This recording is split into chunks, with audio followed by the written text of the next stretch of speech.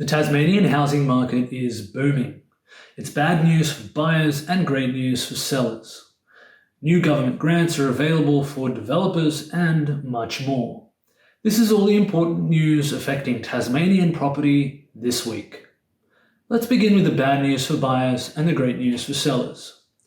SQM reports that national residential property listings fell by 2.7% over February and 13.1% over the last 12 months. The largest monthly decreases were in Adelaide, Brisbane and Perth, but the largest annual decreases were in Hobart and Adelaide, with the number of listings in Hobart dropping by 1.8% over February and a whopping 19.9% over the last 12 months. And if you've been paying attention, you might know that the number of houses on market has been dropping for the last 24 months. There are currently 33% less homes on the market than this time last year. 2 years ago. And if you're looking for a property at the moment, it's roughly 20% harder than it was a year ago and 33% harder than it was 2 years ago. You have less options, more competition for a smaller number of homes, and fewer days on market to make a decision. All the more reason to get yourself a buyer's agent. If you're interested in finding the right property right now, talk to Sam. His picks have grown by 17% on average every year for the last 5 years. So whether you want great capital growth, exciting development potential, or a solid return, Sam is the man to talk to. Also this week, momentum builds across Australian housing markets as values rise at the fastest rate in 17 years. CoreLogic reports Australian home values surged 2.1% higher in February, which is the largest month-on-month change since August 2003.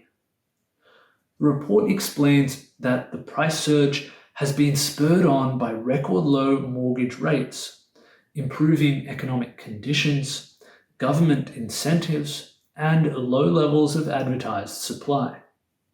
Hobart saw the tied largest monthly increase of home values in the nation at 2.5%, the second largest quarterly increase at 4.8%, and the third highest annual increase at 13.8%.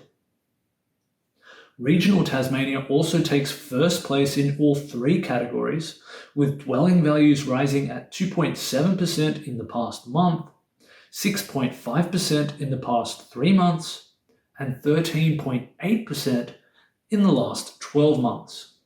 And finally, the rental market in Hobart is beginning to recover. The annual change in rents for houses climbed from 0.1% over January to 1.4% over February, and the annual change in rents for units climbed from negative 0.7% over January to positive 0.1% over February.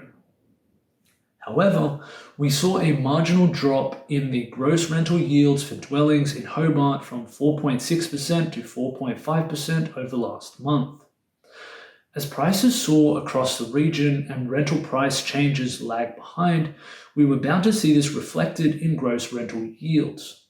But the gross rental yields for regional Tasmania held strong at 5%.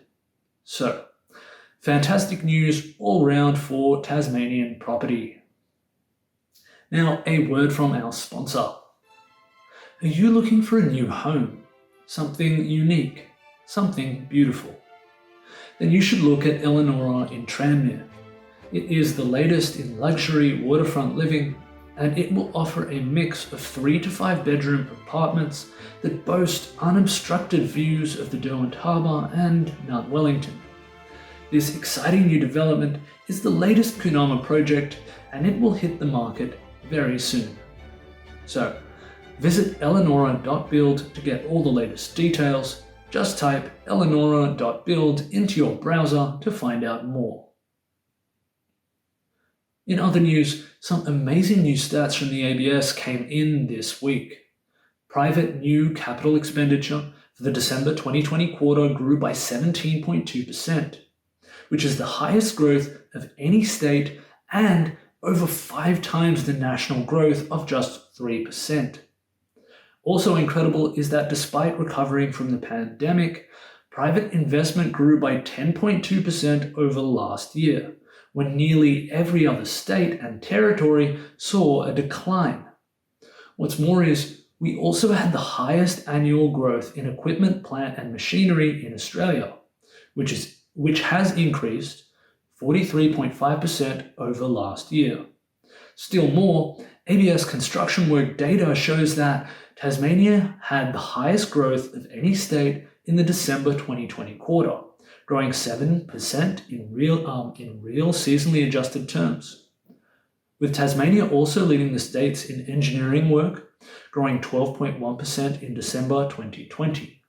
So to summarize, the Tasmanian economy is doing very well.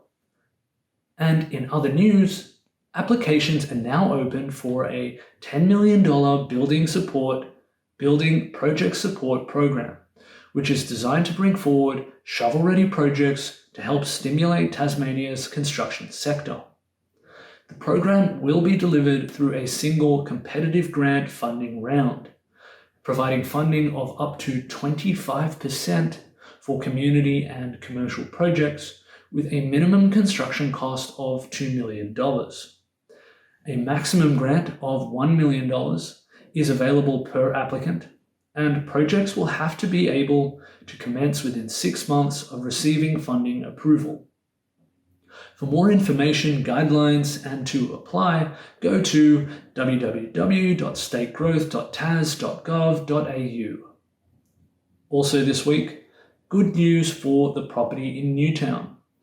The Mercury reports that Hobart City Council's Planning Committee has recommended Council gives the go-ahead to the third version of a private hospital proposal. In a bid to gain approval amid strong opposition from some neighbouring residents, the applicants shaved a floor off the building.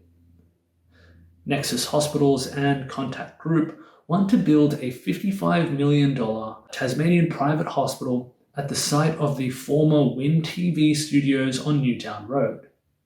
The hospital would feature an acute surgical hospital with 6 operating theatres, a 24-bed overnight ward, and 236 car parking spaces. The project will be considered by the full council next Tuesday. And that's it for this week. Thank you for watching.